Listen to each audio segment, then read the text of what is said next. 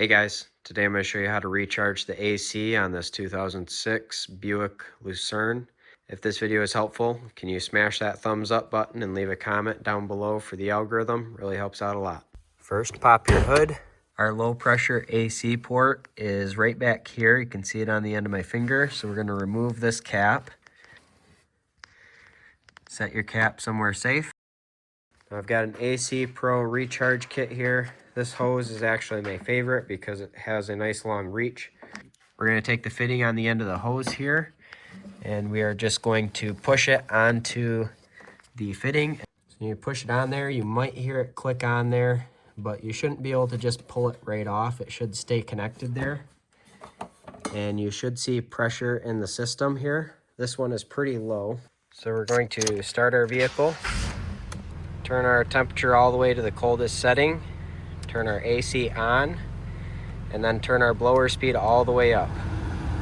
So you can see right down here our AC compressor is spinning. You can see the center of the pulley is spinning, which is good. So we are quite low on refrigerant here. Normally you want to see this needle stay steady right up here at about 40-45 psi. So to add refrigerant to the system, we're just going to squeeze the trigger and then oscillate our can between 3 o'clock and 12 o'clock. We're just going to let that compressor draw that refrigerant in. So this is going to take a while. Okay, so now you can see we're holding steady right up there at about 40 psi. I'm going to call that good. Sometimes when you're really low on refrigerant, your needle will bounce up and down, and the AC compressor will turn on and off. So you'll see the needle draw down, and then you'll hear it click, and the needle will pop back up, and then it'll click again, and just keep going back and forth like that.